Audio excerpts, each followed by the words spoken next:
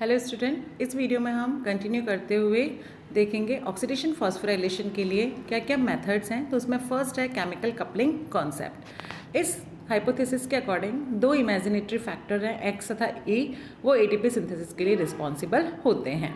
Pairing factor x जो होता है वो साइटोक्रोम बी के साथ मिलकर के हाई एनर्जी वाला इंटरमीडिएट कॉम्प्लेक्स बनाते हैं। अगले स्टेप में साइटोक्रोम बी का सब्सटीट्यूशन जो होता है वो इनऑर्गेनिक फॉस्फेट से हो जाता है, जिससे कि क्या हो जाएगा, एक्स और पी का निर्माण हो जाएगा। पेयर्ड फैक्टर एक्स का सब्सटीट्यूशन ई के द्वारा हो जाएगा, जिससे कि ई पी का निर्माण हो जाता है और ये ई पी जो होगा वो एटीपी के निर्माण को प्रेरित करेगा। ठीक है, तो एक्स और ई जो होंगे वो एटीपी सिंथेसिस के लिए रिस्पॉन्सिबल हो रहे हैं। सेकेंड है केमी ऑस्मोटिक हाइपोथेसिस। NaDH से हाइड्रोजन आयन जो होते हैं वो FMN को जाएंगे। अब FMN किस में मॉडिफाइड हो जाएगा, FMNH2 में। FMNH2 से 2 प्रोटॉन और 2 इलेक्ट्रॉन रिलीज होंगे। प्रोटॉन जो होंगे वो इनर मेम्ब्रेन के बाहर की साइड रिलीज होंगे और इलेक्ट्रॉन को FeS के द्वारा ग्रहण कर लिया जाएगा। कोएंजाइम Q मैट्रिक्स से 2 इलेक्ट्रॉन और 2 हाइड्रोजन आयन को ग्रहण करके 2 क्यूनॉन हाइड्रोजन में परिवर्तित हो जाता है। ये क्यूनॉन हाइड्रोजन साइटोक्रोम बी से 2 इलेक्ट्रॉन और मैट्रिक्स से 2 हाइड्रोजन प्राप्त करेगा। इस प्रकार से ये QH का रूपांतरण QH2 में हो जाएगा। 2QH2 से 2 हाइड्रोजन आयन बाहर की ओर रिलीज होंगे और 2 इलेक्ट्रॉन्स जो होंगे वो साइटोक्रोम सी को ट्रांसफ़र हो जाते हैं और इस प्रकार से 2QH का फॉर्मेशन हो जाता है। Electron cytochrome C, cytochrome A3 से होते हुए मेम्ब्रेन के बाहर रिलीज होते हैं। इनसे वाटर मॉलिक्यूल्स के निर्माण में सहायता मिलती है। मेम्ब्रेन के बाहर 3 प्रोटॉन चैनल बनते हैं। इस हायर एनर्जी के कारण प्रोटॉन्स का ट्रांसपोर्ट जो होता है वो प्रोटॉन चैनल से होता है।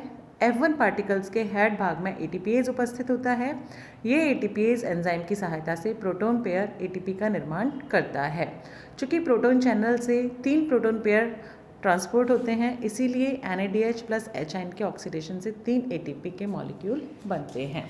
यहाँ पर ये जो डायग्राम दे रखा है इसको थोड़ा सा देख लेना। इसी को यदि ये पूरी थ्योरी याद नहीं रहती है तो इस डायग्राम को पढ़ करके आप कर सकते हैं।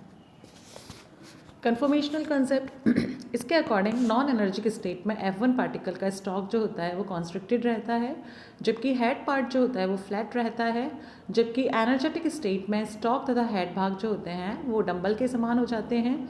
जब एनर्जी की आवश्यकता होती है तो F1 पार्टिकल जो होते हैं वो एनर्जेटिक स्टेट से नॉन एनर्जेटिक स्टेट में आ जाते हैं। इस मॉडिफिकेशन के दौरान रिलीज ऊर्जा का उपयोग ATP सिंथेसिस हेतु किया जाता है। ATP ट्रांसपोर्ट, ऑक्सीडेशन के दौरान सिंथेसाइज ATP के मॉलिक्यूल माइटोकॉन्ड्रिया में कलेक्ट हो जाते हैं। माइटोकॉन्ड्रिया की मेम्ब्रेन के कॉन्ट्रैक्शन के कारण ATP मॉलिक्यूल रिलीज हो जाते हैं। लिपिड सिंथेसिस, थर्ड फंक्शन है लिपिड सिंथेसिस। माइटोकॉन्ड्रिया में एंजाइम का स्पेसिफिक ग्रुप उपस्थित होता है जो कि फैटी एसिड्स की चेन को लंबा करता है। लिपिड सिंथेसिस हेतु एसेंशियल एंजाइम्स जो होते हैं वो भी माइटोकॉन्ड्रिया में उपस्थित होते हैं। अब हम देखते हैं माइटोकॉन्ड्रिया का बायोजेनेसिस कैसे होता है। तो क्या क्या मेथड्स हैं, डी नोवो ओरिजिन। नोविकोव के अकॉर्डिंग सेल्स में पाई जाने वाली स्ट्रक्चर से माइटोकॉन्ड्रिया खुद ही या स्वतः ही उत्पन्न हो जाते हैं। mRNA माइटोकॉन्ड्रिया DNA होगा माइटोकॉन्ड्रियन mRNA, यहाँ पर mRNA की जगह DNA होगा।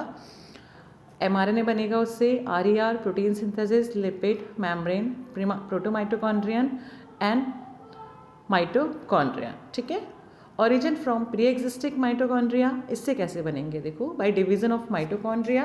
तो इसमें फर्स्ट है bye septum formation.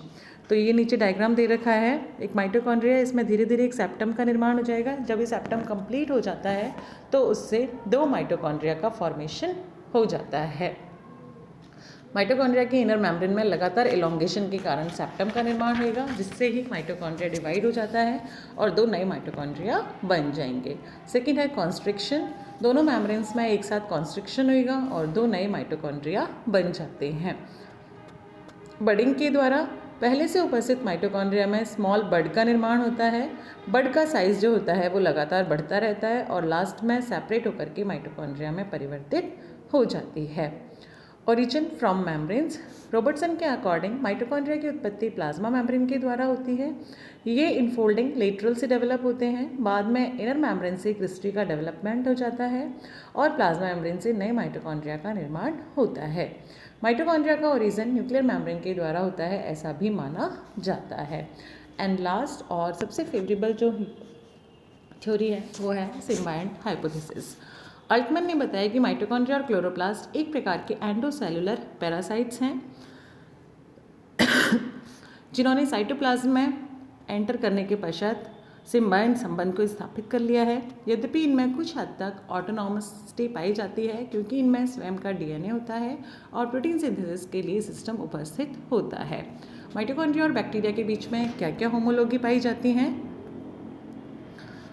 First, bacteria में मीजोसोम नामक स्ट्रक्चर मेम्ब्रेन में उपस्थित होती हैं जिसे माइटोकॉन्ड्रिया की क्रिस्टी के समान मान सकते हैं।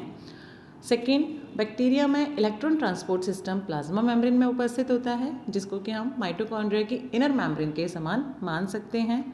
थर्ड, माइटोकॉन्ड्रिया की आउटर मेम्ब्रेन ER से समानता रखती है, इसीलिए इसके इनर मेम्ब्रेन और मैट्रिक्स जो होते हैं वही ट्रू सिम्बायंट होते हैं। माइटोकॉन्ड्रिया और बैक्टीरिया दोनों में ही डीएनए सर्कुलर होता है। माइटोकॉन्ड्रिया में जो राइबोसोम उपस्थित होते हैं वो बैक्टीरियल राइबोसोम 70S के समान होते हैं। बैक्टीरिया और माइटोकॉन्ड्रिया में होने वाले प्रोटीन सिंथेसिस को क्लोरमफेनिकॉल के द्वारा इनहिबिटेड किया जा सकता है। बैक्टीरिया तथा माइटोकॉन्ड्रिया दोनों में आरएनए का संश्लेषण एक समान होता है। इस हाइपोथेसिस के अकॉर्डिंग होस्ट सेल जो होती है वो एनएरोबिक ऑर्गेनिज्म है जो अपनी एनर्जी की प्राप्ति ग्लाइकोलिसिस से करते हैं, जबकि पैरासाइट माइटोकॉन्ड्रिया में क्रेब्स साइकिल और ETS के लिए एंजाइम उपस्थित होते हैं जिससे कि रेस्पिरेशन होता है और ऑक्सीडेटिव फॉस्फोराइलेशन में सहायक होता है। तो ये है माइटोकॉन्ड्रिया के बारे में डिटेल। माइटोकॉन्ड्रिया की खोज किसने करी, कहाँ पाया जाता है, इसकी स्ट्रक्चर क्या है, फंक्शन इसके क्या क्या हैं। बेसिकली जो इसमें इंपॉर्टेंट है, माइटोकॉन्ड्रिया का डायग्राम एग्जाम में कई बार पूछ लिया जाता है। एंड सेकेंड है इलेक्ट्रॉन ट्रांसपोर्ट सिस्टम। एक बार ये यहाँ देख चुके हैं हम। नेक्स्ट हम बायोकेमिस्ट्री जब देखेंगे तब अगेन ये इलेक्ट्रॉन ट्रांसपोर्ट सिस्टम जो है वो हम फिर से देखेंगे। Thank you student.